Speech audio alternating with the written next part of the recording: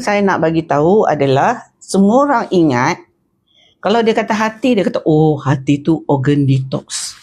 But that is not the whole story. Hati adalah bukan organ detox sahaja, hati adalah pusat metabolisme badan kita. Pusat metabolisme badan kita. So what does that mean? Ada tak yang attend ni, ada tak yang faham apa maksud hati adalah pusat metabolisme? So kalau kita nak kata hati tu pusat metabolisme, bererti bahawa ada kemungkinan kita ni tak rasa sakit dekat bahagian hati. Tak rasa sakit. Sebab hati ni dia very, very silent. Dia diam. Sekejap aja. Kalau dia punya fungsi tinggal 20%, barulah dia bising. Only when the hati is running at 20% capacity, baru dia akan bising. Tapi dia ada dia punya tanda-tanda lah. Mungkin you rasa tak ada energy, feel very tired. You punya brain ada brain fog. Hi Laila, how are you? Waalaikumsalam. So you ada brain fog and then you rasa cepat penat dan sebagainya. Maybe it's your hati. And then you boleh buat ujian liver function test. Oh tengok, saya punya liver enzyme normal. Sekali you buat scan, fatty liver. Baru ni ada my patient kan. Dia taklah tua sangat, around 30 something kan. Badan tak gemuk. And dia bukan smoker pun. Bukan smoker, tak gemuk. Tapi bila dia scan, dia ada fatty liver. Dia bayangkan, mana datang fatty liver ni? I tak gemuk. I exercise. And then bila saya tanya, cuba teka apa yang menjadi masalah dia sebenarnya. Okay Laila, Alhamdulillah, I'm glad that you're feeling well. So see you nanti hari Sabtu besok ni. Okay. I will jawab soalan-soalan kemudian ya. Let me talk first ya. So I take note. Okay, nanti kejap I ambil pen dengan kertas, I take note soalan ni. Simvastatin ya. Okay. Simvastatin. How does it affect? Okay, nanti kejap kita tinggalkan soalan ni dan kita ni. Okay, nanti I will answer ya. Mas Lina ya. Alright, nanti I will answer. So when we talk about hati being the organ for metabolism, kita maksudkan dia macam kilang besar. Dan kilang ni in charge macam-macam ya. Dia in charge balancekan sugar kita, dia in charge balance kolesterol kita, dia in charge tolong janakan muscle, dia in charge of hormone, janakan hormon. Okay? Dia in charge macam-macam. So, bila kita punya liver tu not functioning properly, inilah yang akan berlaku bahawa kita mungkin ada hormone issues, kita punya kolesterol boleh naik, and then kita boleh dapat kecil manis, gula kita tinggi dan sebagainya. So, yang tu yang kita nak tahu ni macam mana kita nak jaga kita punya hati supaya tak timbulkan masalah. So, sebelum saya go any further, saya nak bagi tahu tentang kaitan ORA. That is a later question. Kaitan antara hati dengan usus. Tahu ke tak tahu? Okey, ni kita punya usus kan. Usus kita ni, dia punya urat darah yang besar adalah dia punya portal vein. Okey, jadi bila makanan kat sini, darah daripada kawasan ni akan pergi direct ke hati. So, apa yang berlaku ialah kalau usus kita ada masalah ya. Kalau usus kita ada masalah. Bayangkan usus kita ada gut dysbiosis, ada leaky gut. Dan bila ada gut dysbiosis dengan leaky gut, kita punya usus akan hasilkan toksin. Kita panggil endotoksin. Jadi bila kita punya usus tu hasilkan endotoksin, apa yang berlaku adalah endotoksin ini akan pergi ke hati. So apa hati nak kena buat? Hati tu kan organ detox. Kita dah kata organ detox. Tapi detox is only one out of many other functions. Tapi bila kita masukkan toksin tu, banyak-banyak daripada usus, dia kena deal with a big problem, di mana kalau dia bagi tumpuan satu problem tu, problem-problem lain hati, dia akan kurangkan ability untuk nak buat yang lain-lain. Faham tak kan? Okey, jadi maknanya dalam hati tu dia ada satu jenis macrophage. Dengar perkataan macrophage ni, is a very important perkataan. So dia ada satu jenis macrophage yang nama Kupffer cell. Kupffer cell. So this macrophage yang ada Kupffer cell ni, dialah yang akan deal dengan endotoxin ini. Okay? So maknanya bila kita ada masalah usus, kita akan menyebabkan bebanan ekstra kepada hati. On the other hand, kalau hati ada masalah, dia akan menyebabkan bebanan kepada usus. Hari tu Dr. Ju ada cerita tentang kita punya intestine ni, kita punya usus ni, dia ada 70 hingga 80% sistem imun badan kita. Tapi yang kita tak tahu, liver juga adalah sebahagian daripada this gut liver axis ni, dia pun ada sel-sel pertahanan iaitu Kupffer cell yang betul-betul banyak. Kenapa? Sebab kau tengok ni, makanan dengan all the toxin, all the kuman tu masuk ke mulut, pergi ke usus, and the first thing that lepas dia keluar pada usus, dia pergi ke hati. So benteng dia punya benteng tu, pertahanan kita dekat usus melalui Peyer's patches dan sebagainya, and then dekat hati. So bila we talk about the liver, kita tak boleh nak avoid talking about the usus and talking about the immune system. Okay, susah nak tidur malam. Okay, all these questions, it has to be related to the liver. Hari ni saya jawab ya. Okay, tak apa, saya write down dulu.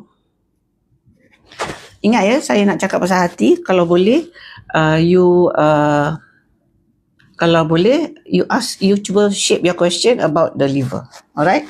So macam this kita dah tahu bahawa darah akan pergi direct ke usus, and then so darah ke usus tu akan diperiksa oleh liver melalui Kupffer cell, dan daripada Kupffer cell tu dia eliminate endotoxin dan sebagainya. Endotoxin satu benda, and then pathogen yang melalui mulut kita masuk dalam perut, liver kita juga handle melalui Kupffer cell.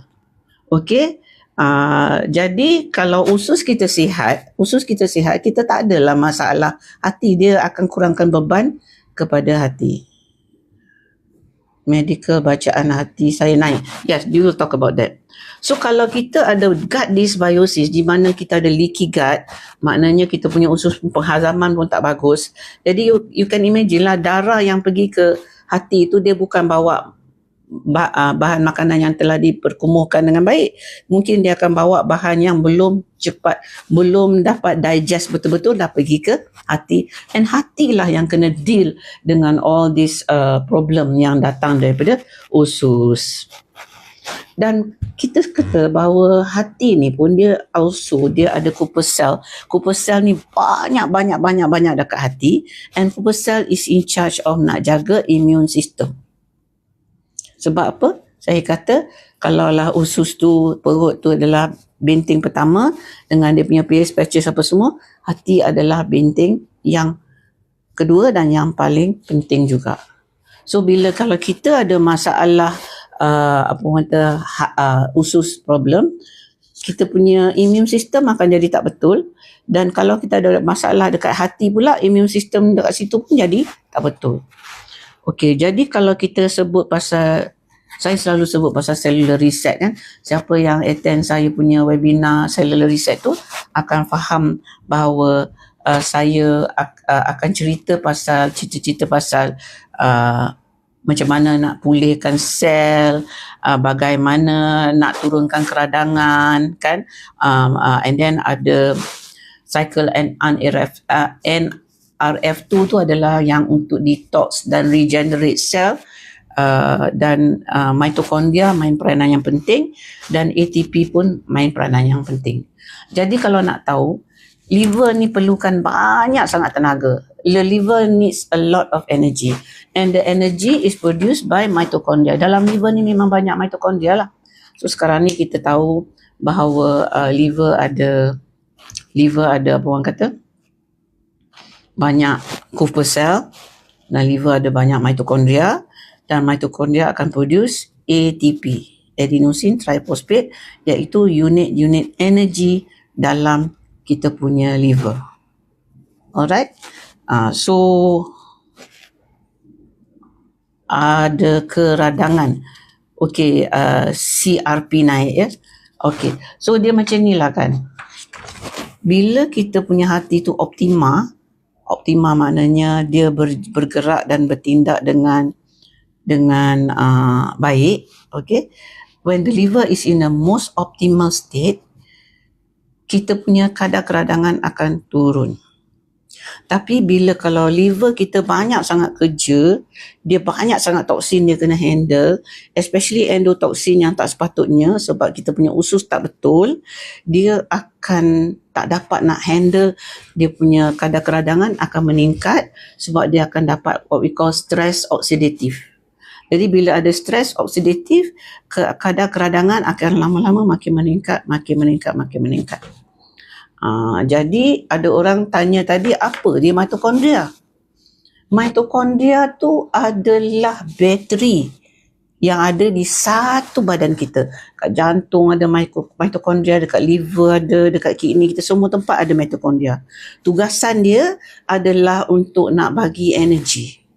Jadi unit energi dalam badan kita dia panggil ATP.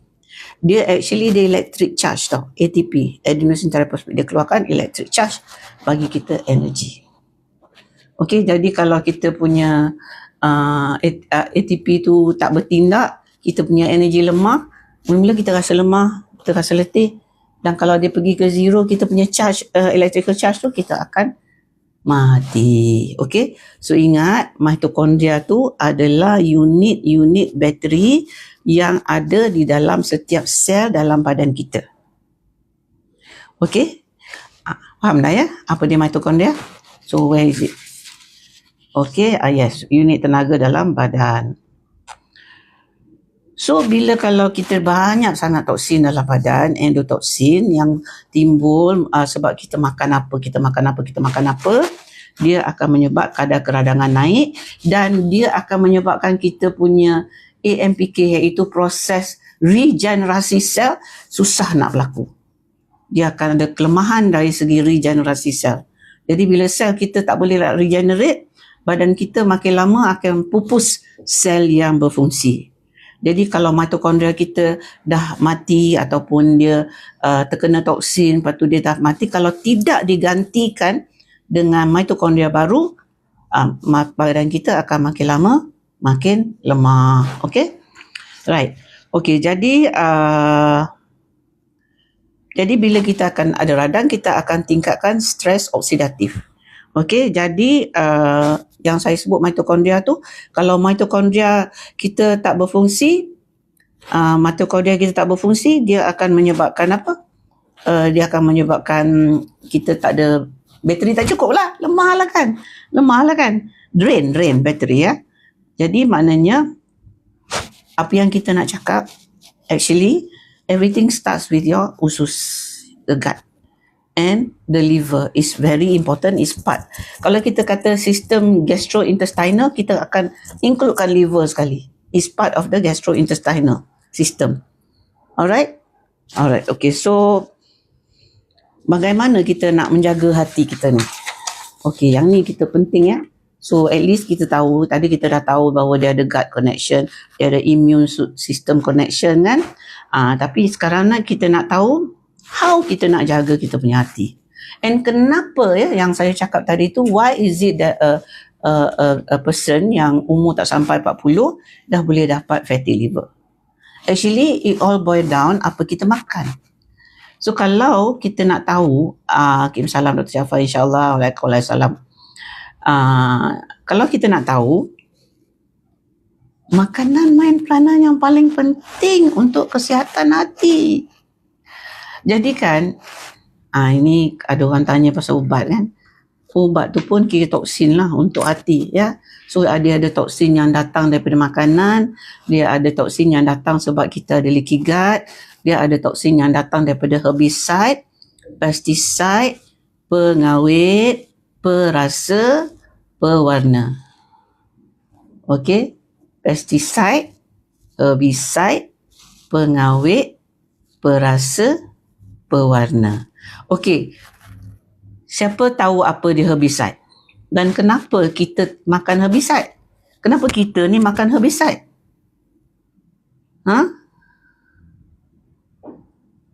Yes, jika berlaku banyak toksin masuk, hati kena bekerja lebih keras.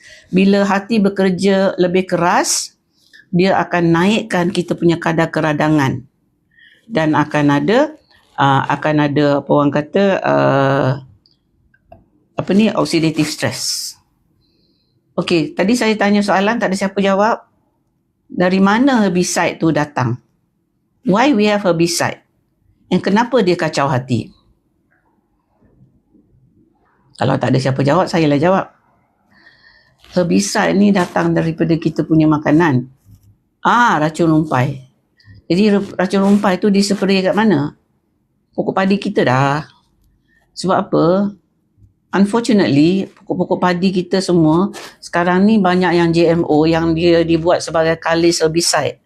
So dia akan semprotkan herbicide ni macam glyphosate tu dan sedikit sebanyak akan masuk dalam beras yang kita makan. Okey, samalah juga dengan pesticide. Pesticide ni lagi meluas.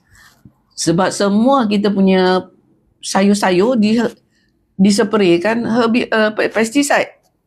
Tambah sayur yang senang yang ulat-ulat suka makan. Jadi sayur yang paling ulat suka makan macam sayur kailan lah sebab dia sedap kan.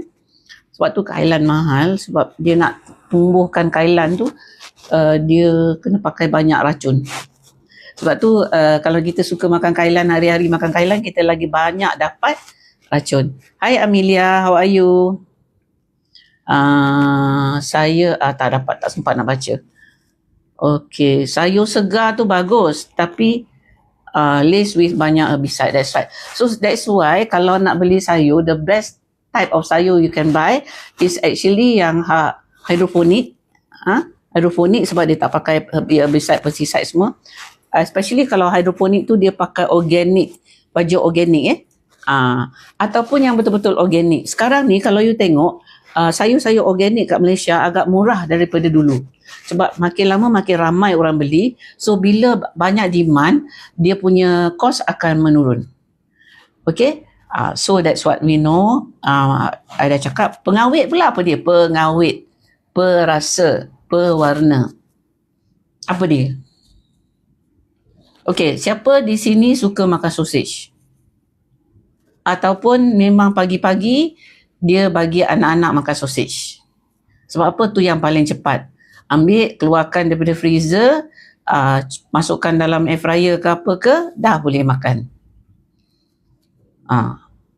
Kalau nak tahu benda-benda yang proses macam burger, hotdog, sausage, nugget, banyak pengawet, perasa dengan pewarna.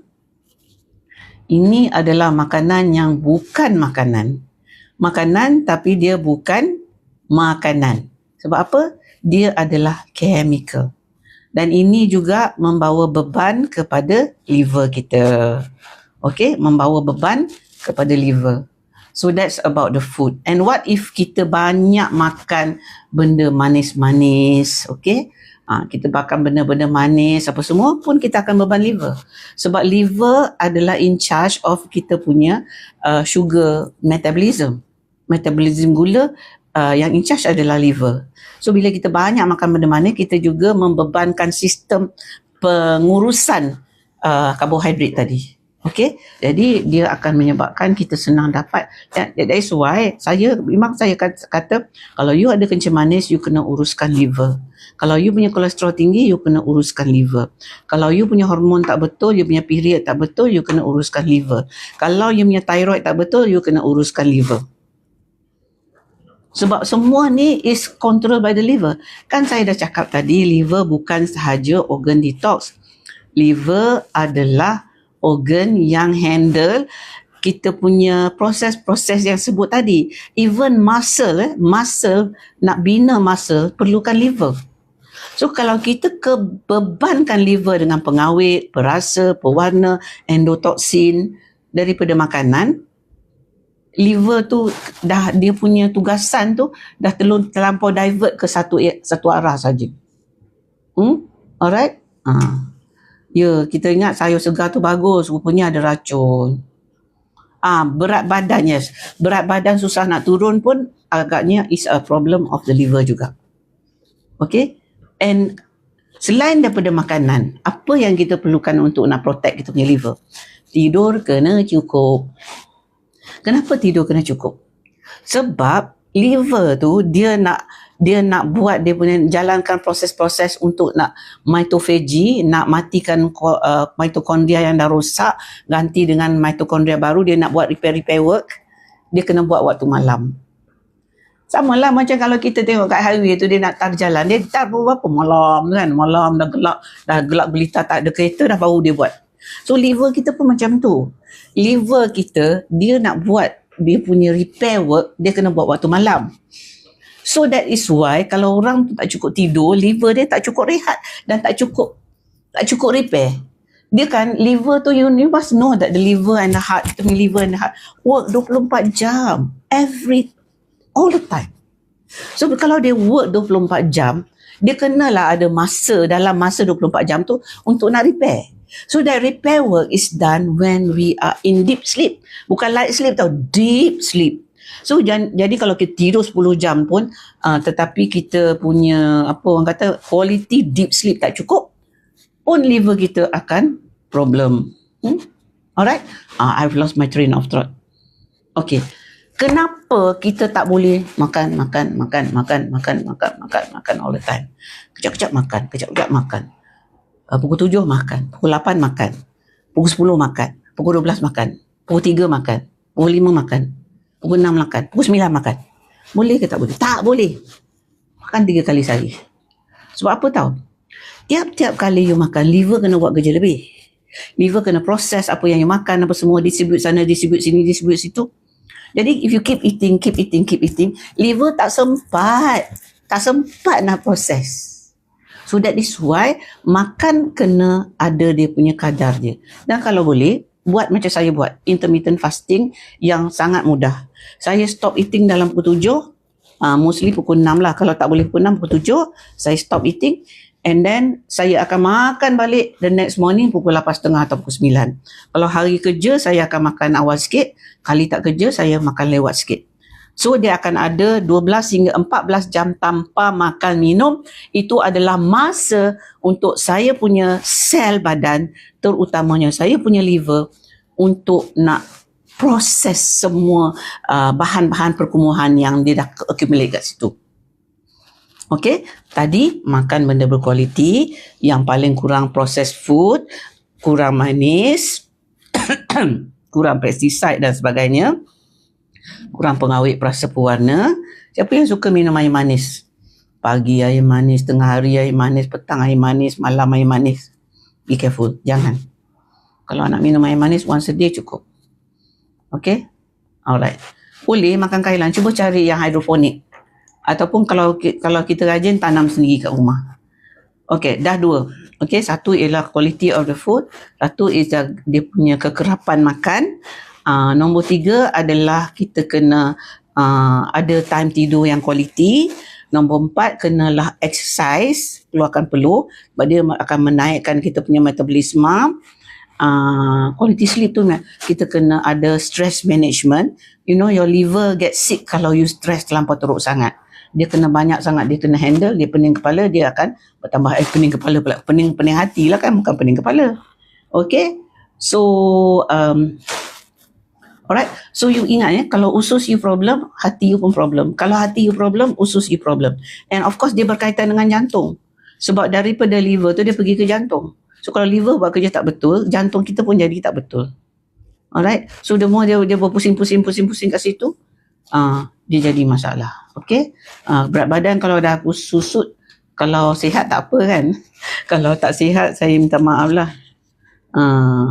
Alright, so apa kita dah cakap tadi, enough sunlight. The liver dia perlukan banyak dia perlukan banyak, apa orang kata, dia perlukan banyak nutrisi juga. You see, to the liver nak function betul-betul, you kena bagi enough food for the mitochondria. Dan sinilah kita kena kata dia ada peranan besar. Usus tu ada peranan sangat besar untuk bagi makan mitochondria. Mitochondria makan apa? Mitochondria, adakah mitochondria ni makan karbohidrat? Tak. Adakah mitochondria ni makan protein? Tak. Adakah mitochondria makan lemak? Tak. Apa mitochondria makan? Ini yang pelik. Mitochondria makan short chain fatty acid. Kalau you dengar perkataan butyrate apa semua, that is short chain fatty acid. Short chain fatty acid ni dapat daripada mana? Tadi saya kata jangan makan benda toksik, jangan makan benda toksik, jangan makan benda toksik. Tapi apa yang kita wajib makan, which budak-budak tak suka makan, adalah serat. Fiber. Jangan ingat fiber tu optional. Fiber is wajib. Jadi apa makanan yang ada fiber? Buah-buahan ada fiber. Bijirin yang whole ada fiber. Okey? Bijirin yang whole ada fiber. Alright, apa lagi yang ada fiber? Ada orang sebut spirulina dah. Alright, okay. So the thing is that, kat mana short chain fatty acid ni? Saya tak makan pun short chain fatty acid. Kenapa ada perkataan short chain fatty acid? Mitochondria pula makan short chain fatty acid. Mitochondria saya kalau tak dapat makanan, saya akan jadi lemah. Apa dia ni? So sebenarnya kita perlukan usus yang sihat untuk produce short chain fatty acid. So apakah ramuan yang penting yang kita perlukan dalam kita punya makanan? Dia adalah soluble fiber. Dan soluble fiber ini kena bertemu dengan kita punya kuman baik dalam usus. Tahu ke tak tahu, kuman baik dalam usus bukan 1-2. Tolonglah bagi like banyak sikit, tengok jantung-jantung tak cukup ni. Barulah saya bersemangat nak bercakap ya. Okay. Alright. Okay, so this apa orang kata, short chain fatty acid is produced bila bakteria baik kita bergabung ataupun dapat dia punya makanan. Sebab this bakteria usus yang baik ni, dia makan fiber, soluble fiber. So kita kena ada serat larut untuk dimakan. Mana datang serat larut ni? Any biji-bijiran, sayur, buah, semua ada serat larut. Okay? Even macam gandum yang whole meal, beras yang whole meal, semua ada serat larut. So yang ni penting, yang ni kita tak faham kata kita kena makan. Tapi kita makan bukan untuk kita. Kita makan untuk bakteria baik dalam usus.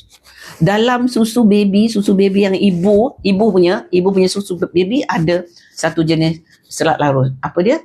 Dia GOS. GOS tu adalah ada dalam susu ibu. Dan this maknanya baby pun perlukan serat larut ni. Unfortunately, kebanyakan susu formula tidak ada serat larut. Macam mana tu? Pening kepala kita fikirkan ya. Alright. So bila, again I repeat myself. Short chain fatty acid adalah makanan mitochondria. Mitochondria memerlukan untuk nak hasilkan ATP.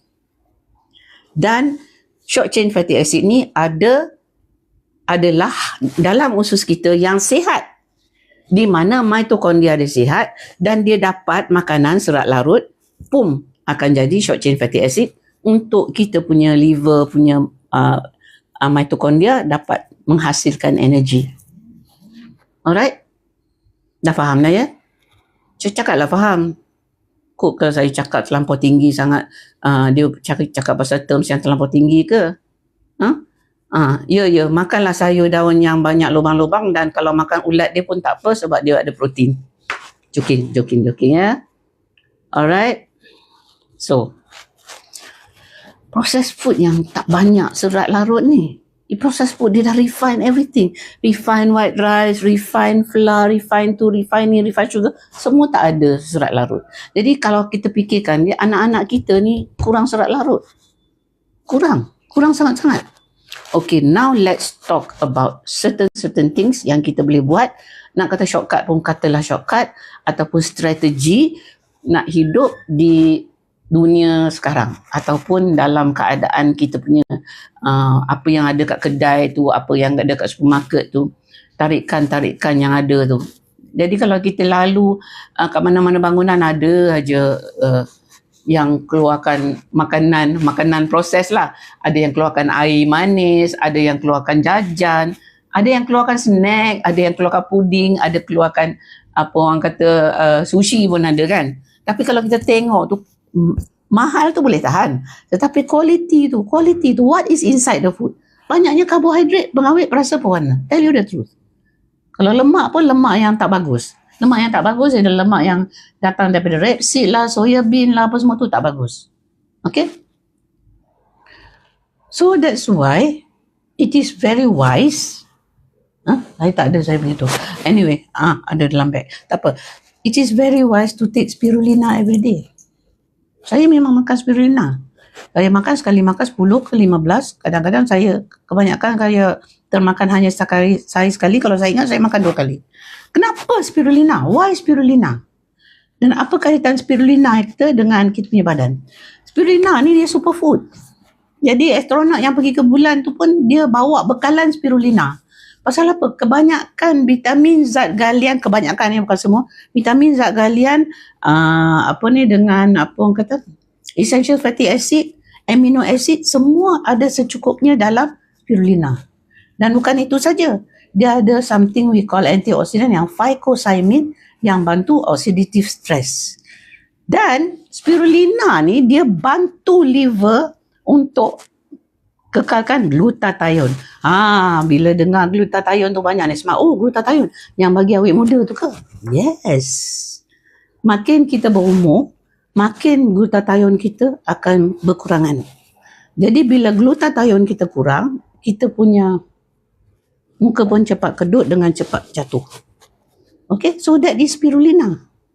Okay, tapi saya nak bagi tahu, saya dulu 2 years ago, saya tak boleh makan spirulina. Every time saya makan, saya dapat allergic reaction. Rupanya bukan allergic reaction, sebab saya ada gut dysbiosis.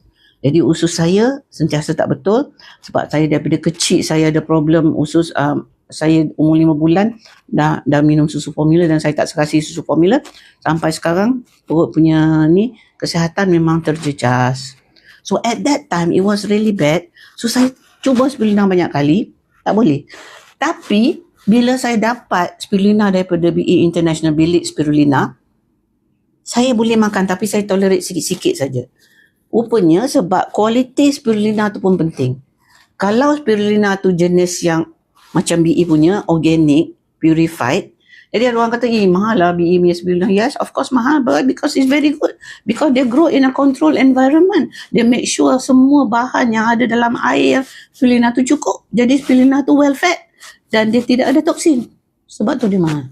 Tapi kita penting, because I sendiri dah cuba different types of spirulina, tak boleh. Then bila saya makan BE spirulina, saya tak boleh makan banyak pun. Bila saya makan banyak, sakit tekak. Macam mana ni? So, apa yang berlaku? Bila keluar satu lagi produk iaitu Livcore, dan saya mula amalkan Livcore, I found out that I dah tak allergic kat spirulina. Saya boleh makan 15 biji, 20 biji pun tak ada dia hal. In fact, saya jadi energy. Okay, so dah tahu apa dia spirulina. Spirulina ni adalah dia macam satu algae yang tumbuh dekat air dan dalam tasik-tasik. Dan dia adalah makanan untuk manusia dah sejak daripada 2000 tahun. Jadi dia makanan kaum Aztec. Dan kaum Aztec tu dia akan harvest the spirulina, dia keringkan jadi serbuk, dia orang makan. Over 2000 years ago. So it is a very, very safe food. And dia tidak ada toksin kalau dia punya sumber tu tak ada toksin. Jadi kalau you ambil spirulina daripada tasik, jangan dah. Tak boleh dah. Sebab tasik sekarang banyak pencemaran. So lepas saya ambil Livcore, saya dah boleh tolerate spirulina dengan baik. Okey, apa ada dalam Livcore ni? And what is Livcore? Untuk apa ni Livcore? Jadi nama pun Livcore. Yang ni Bilix Livcore. Iaitu produk BE jugalah. Okey, so this product BE is very special. Sebab dia ada 5 bahan yang daripada 3 negara. Satu bahan ialah milk thistle. Yang ni yang paling penting lah, milk thistle. Milk thistle ni adalah satu jenis tumbuhan lah dari Spain. And milk thistle yang ada dalam leaf core ni adalah patented. Then dia ada artichoke, juga patented, yang ni pun daripada Spain. Artichoke ni special dia betulkan kita punya gallbladder. Kita punya bile formation. Artichoke juga ada bantu buah pinggang juga. And then nombor 3 adalah broccoli seed. So broccoli seed ni memang sangat-sangat penting. Dia adalah untuk proses antioksidan, dan dia ada satu bahan sulforapine yang tukar ke dalam badan kita kepada bahan yang badan kita nak pakai. Dia very very important untuk highway and NRF2 tu, yang mana NRF2 tu dah in charge of regeneration. Okay, yang itu adalah broccoli seed.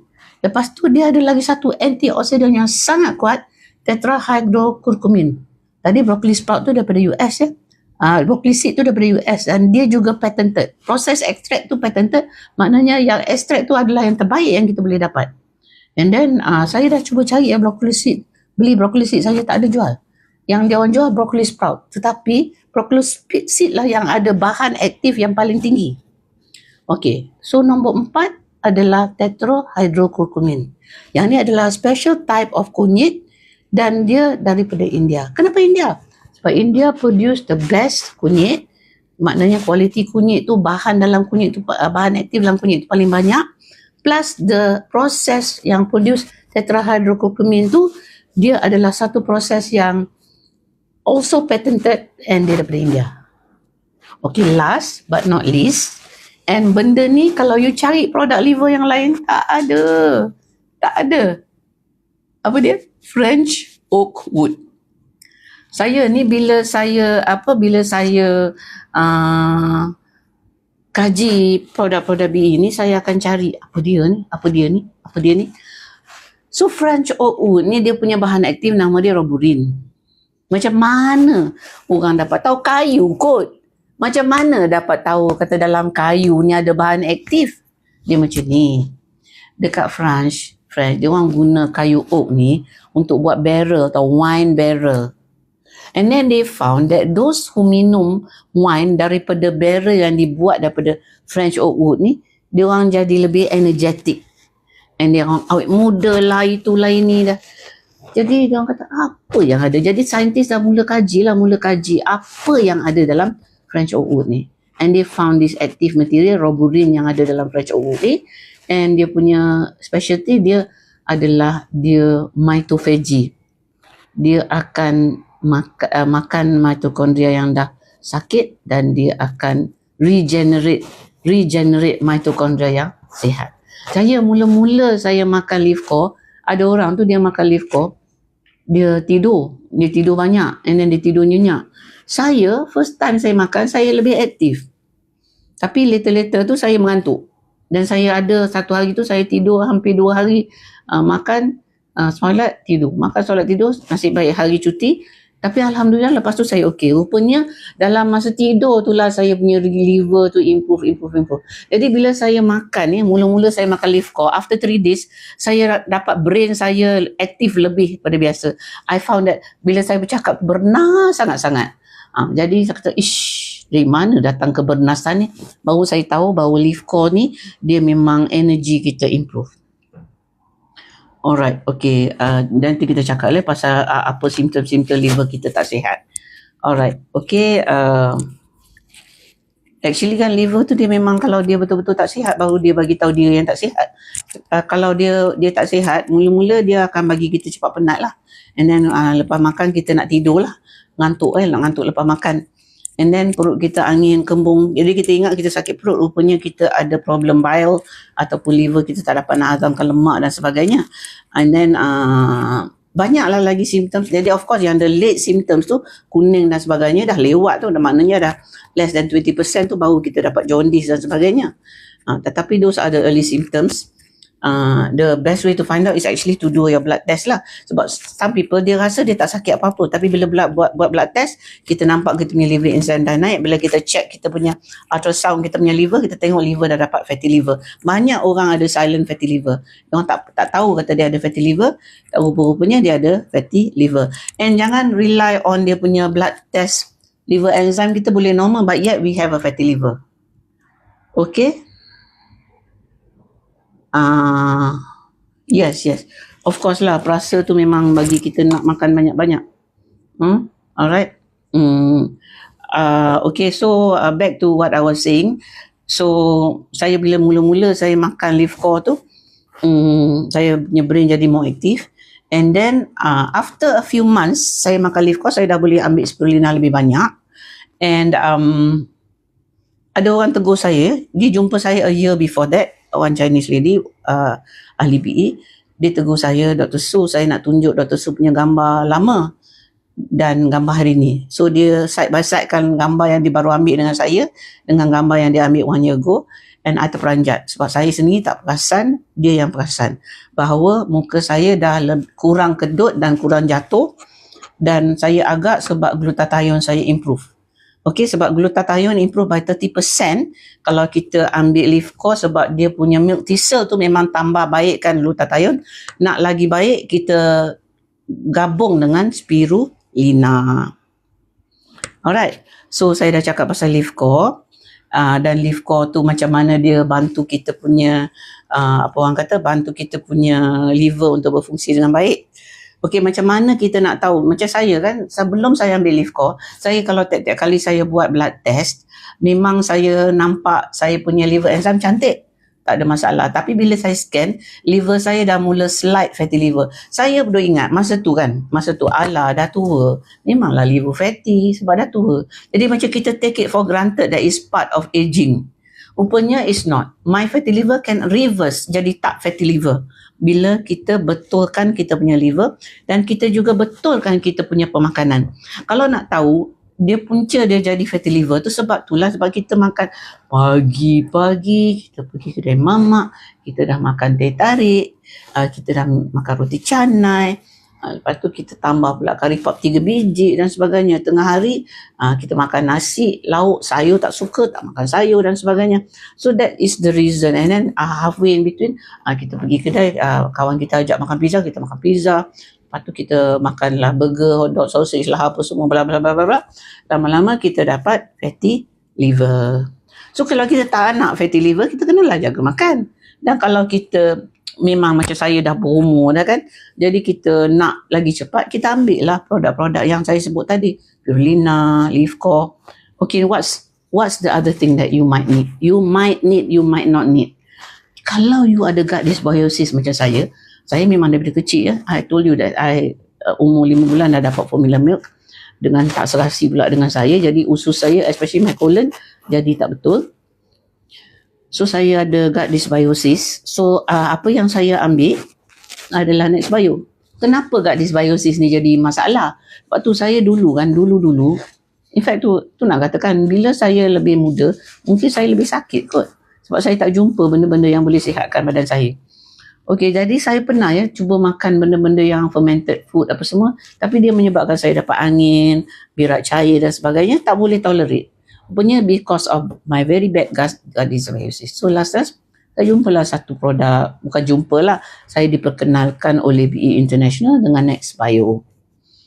Jadi Nextbio ni ada 3 jenis bahan dalam dia. Prebiotik, probiotik, postbiotik. Okey, 3. Prebiotik, probiotik, postbiotik. Jadi 3 ni apa tujuan dia? Prebiotik, saya dah sebut prebiotik tadi kan, serat larut. Prebiotik adalah serat larut. Jadi dalam BE punya produk Nextbio ni, dia ada 4 jenis serat larut. Bukan 1 jenis, 4 jenis. Nombor 1, golden kiwi fruit, ataupun nama patent dia adalah Livox. Jadi kalau you pergi kat supermarket, you carilah kiwi, tapi bukan kiwi yang hijau, kiwi yang keemasan. You tengok harga dia, kiwi emas ni lagi mahal daripada kiwi biasa. Sebab dia punya serat larut dalam golden kiwi ni, dia hidupkan satu jenis microbiome yang nama F-Prau, yang sangat penting untuk keutuhan kita punya intestine.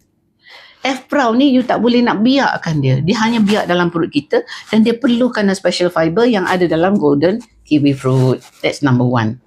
Number 2, serat larut dia ada GOS. GOS ni adalah prebiotik yang ada dalam susu ibu, nombor 2. Nombor 3 adalah non-GMO wheat fiber dan nombor 4 adalah non-GMO corn fiber. So 4 jenis.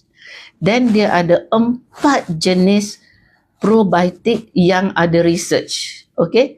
Probiotik yang ada research. So probiotik yang ada research ni adalah probiotik yang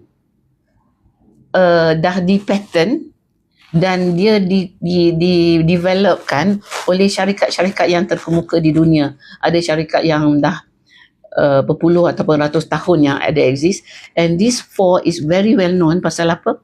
Dia telah banyak research, banyak clinical papers. Ada tu sampai 200 clinical papers pun ada. Okay, dia is Lacto 5, Lacto GG, BB12 dan BC30. These are the 4. So kalau you nak beli probiotik, jangan beli sebarangan ya. These 4 probiotik memang telah dikaji khusus untuk kesihatan usus.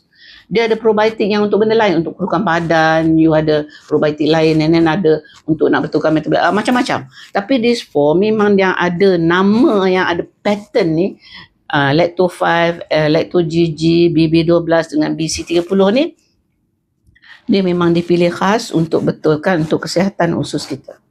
And last but not least, dia ada postbiotik, iaitu fermented yeast. This fermented yeast ni dia dah dalam bentuk short chain fatty acid. Kita dah tahu short chain fatty acid ni adalah makanan untuk mitokondria kita. Sebab mitokondria kita tak makan nasi. Mitokondria kita makan short chain fatty acid. Dan kita punya bakteria baik makan serat larut.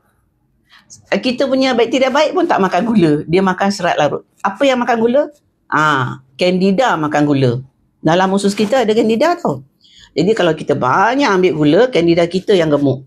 Tapi bila candida kita gemuk, kita punya kuman baik pupus.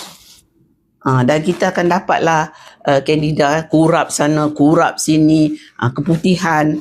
Itu semua kerja candida. So please be sure you jangan makan benda-benda manis. Alright. Okay. So itulah pasal Next Bio.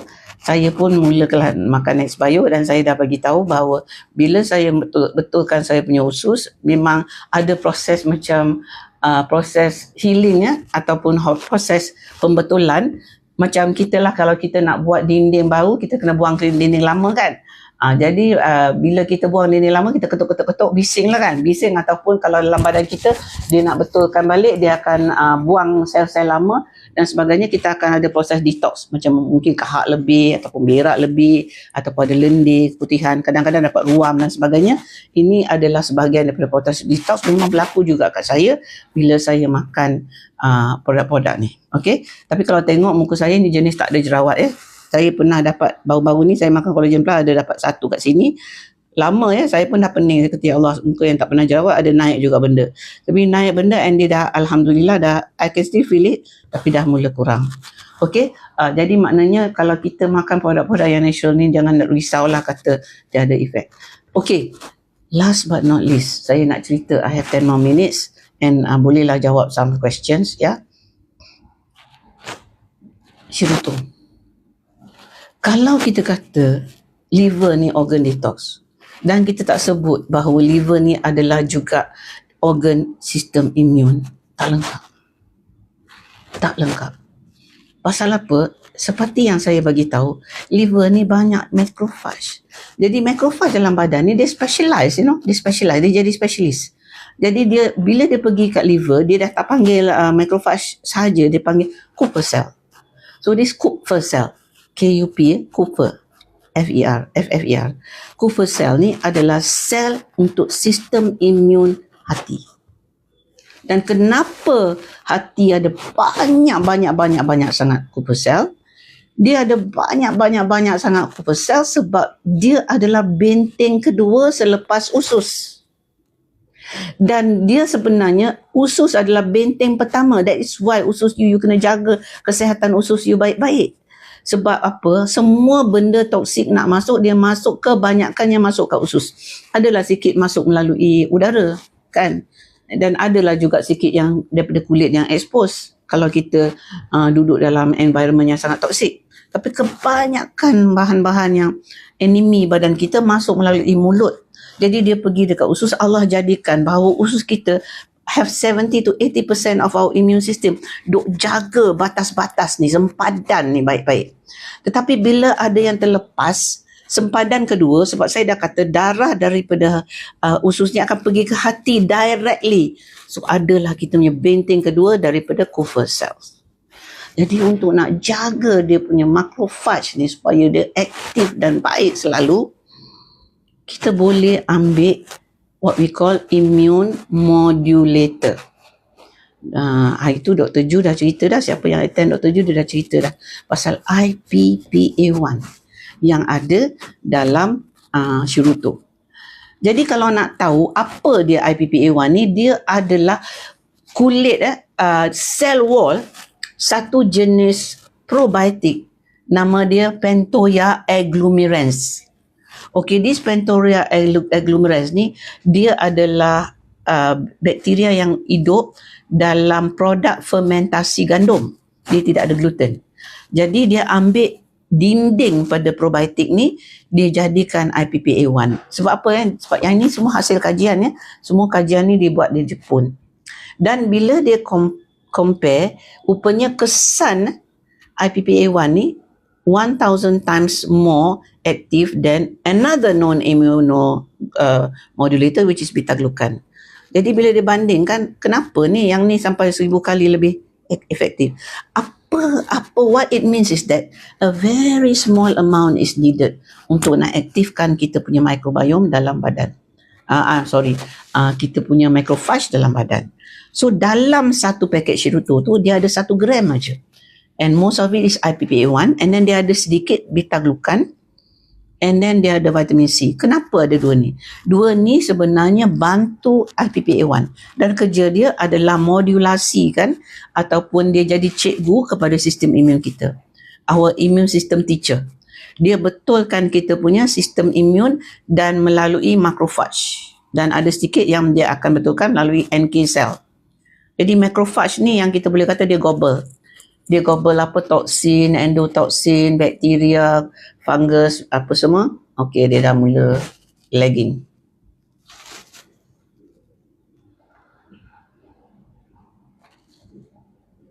Okey, dia TikTok nak tahu saya masih ada kat sini. Dia dah bagi saya puzzle untuk nak solve.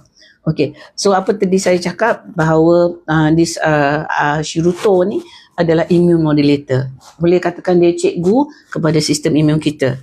Jadi kalau sistem imun kita jadi penyakit autoimun, dia betulkan balik. And then kalau sistem imun kita dia tak aktif, dia lemah, dia letih, dia akan hidupkan balik.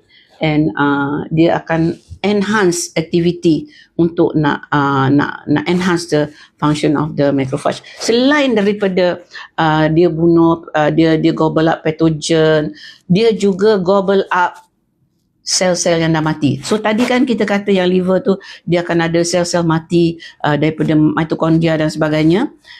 Yang akan gobble up adalah macrophage tadi. Dia ada satu jenis sel yang nama dia senescent cell. Senescent ni maknanya tua. Sel dah tua bangka, tua kutub. Jadi di sel senescent ni dia tak ada fungsi dah. Dia macam zombie. Dia tak ada fungsi. Dalam otak kita pun ada. Dia sel macam sel zombie. Dia mengganggu kita punya sel yang nak buat kerja, tetapi dia tak mati. Tapi dia tak hidup. Jadi yang menggobble it up is the macrophage. Dan macrophage tu boleh di-enhancekan dia punya aktiviti dengan Shirutto. Okay, so this very important part of the regenerative process tidak boleh berlaku bila kalau kita tak clear up benda-benda yang kotor, yang kacau. Saya bagi contoh ya, kalau kita banyak sangat sampah dalam bilik kita, kertas kita buang kat situ, kita lepas makan kita buang kat situ. Kalau macam kita buka kotak ke apa, kita baling kat situ, kat lantai penuh. Kita nak jalan senang ke susah? Nak pergi bilik tersepak yang tu, tersepak yang ni, nak keluar pun tersepak sana, tersepak sini. So dia akan ganggu kita punya aktiviti sebab banyak sangat sampah sarap. So pembersihan sampah sarap ni sangat-sangat penting untuk nak badan kita nak regenerate. Kenapa saya duk sebut regenerate banyak kali ni? You all selalu semua tahu pasal awet muda kan. Sel-sel kita dia sentiasa regenerate. Tetapi kita akan alami proses penuaan dan degenerasi badan kita bila sel yang mati lebih banyak daripada sel yang regenerate. Macam contohnya saya sebut pasal glutathione tu. Glutathione tu memang penting untuk regenerate. Untuk nak bagi keanjalan kulit kita tu tak ni. Okay. Jadi kalau macam tu kita akan apa orang kata gunakan functional food dengan superfood ni apa semua dengan organ support ni sebenarnya untuk pastikan badan kita tak slow down lah. Tak penuh dengan sampah sarap, sel yang patut mati ditepikan, di clear up apa semua kan. And then darah cukup dan sebagainya. So ada soalan yang penting kat sini, doktor, kalau kita budget produk BE apa yang perlu kita dulukan? Actually dia tak ada fix rule. Kalau consult dengan saya akan bagi tahu, saya akan tanya dulu, what is your main problem? Is it usus you yang problem, banyak angin selalu ke, or is it you rasa cepat letih ke, and then kita buat blood test, kita tengok liver apa semua. Memang you kata alah mahal lah blood test. Tak mahal. Actually kalau yang basic tu less than 1,000, less than 100 basic test untuk nak tengok saringan untuk HB apa semua. So I usually ask people to start with Alora. Okay, tapi tak guna pakai Alora kalau you punya badan banyak sangat toksik. So the second thing yang paling penting adalah Shiruto. And silap. Spirulina. Tapi kalau sistem imun you teruk, maknanya you cepat bersin lah, kulit gatal lah apa semua, dia memang most probably you need Nexbio dengan Shiruto. Okay? Tapi maknanya that's why there is no hard and fast rule. It depends on what you are having, apa problem yang you ada, that you akan mulakan dengan benda yang penting untuk you. Macam saya, I found that Alora work very well for me. Jadi saya memang pakai Alora. Ni pun tengah pakai. Saya pakai Alora Men Pants yang paling yang paling baru, which is very good. Jadi kedua, saya start rasa banyak benefit is from leaf core. And then lepas tu is spirulina. Sebab saya dah cakap awal-awal saya tak boleh minum spirulina, makan spirulina. Itu spirulina which saya konsisten ya. Spirulina saya ambil hari-hari.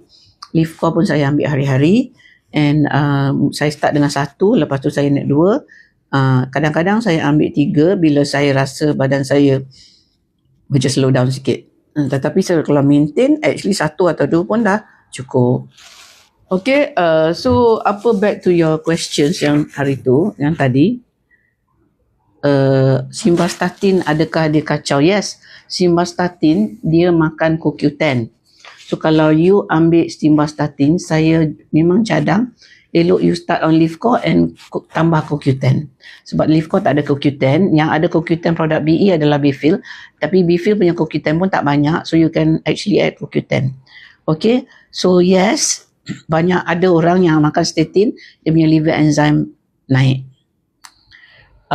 Susah tidur ada banyak sebab, so saya tak boleh lah jawab kat sini. So there are many reasons. Maybe vagus nerve you overactive ke, you banyak minum kopi ke, ataupun stress you tinggi ke. Jadi it's not an easy question to answer.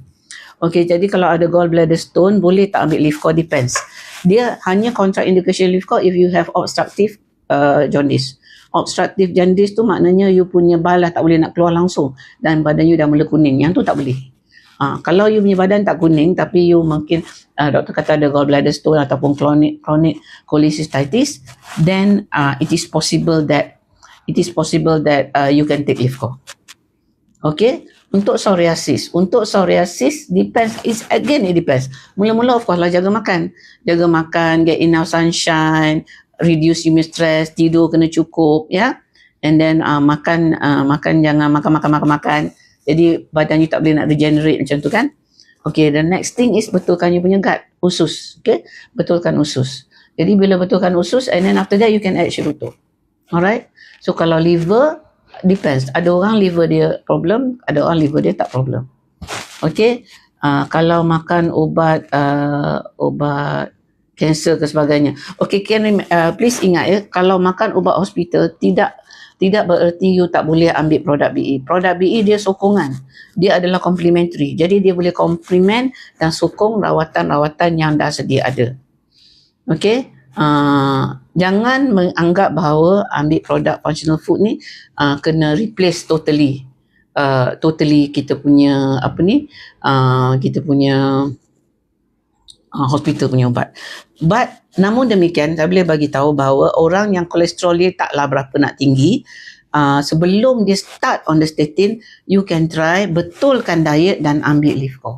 Because kita tengok banyak orang yang dia punya liver, dia punya kolesterol punya level jadi lebih normal bila dia dah amalkan Livco dengan perubahan diet. Kalau you isap rokok, lepas tu suka minum manis, suka makan manis, lepas tu suka processed food, and then you ambil Livco, you expect you punya kolesterol turun, sorry lah. Okay, sorry. Yang hak pasal CoQ10 tu boleh PM saya, nanti saya bagi tahulah. Okay. Alright, so sekarang dah pukul 4, dah cukup 1 jam. Kalau ada lagi siapa-siapa nak tanya, you klik kat nama saya Tok Dr. Su tu, ada phone number saya, you boleh WhatsApp kat saya dekat phone number yang ada kat situ, ataupun you boleh personal message saya dalam TikTok. InsyaAllah saya tidak keberatan untuk menjawab. Dan kalau siapa-siapa yang ada komen yang saya belum sempat nak jawab, saya akan go through dia punya comments later and try to answer. Okay, so sekian dulu dari saya. InsyaAllah I try to be ke udara once a week ya. So look out for my next live yang saya akan susunkan topik-topik yang macam ni. Jadi jangan lupalah hantar saya heart, hantar saya like dan sebagainya, dan follow saya untuk nak dapat apa orang kata dapat tahu bila saya live ya. I will try to make it regular. Okay, sekian dulu. Assalamualaikum, jom sihat bersama Dr. Su.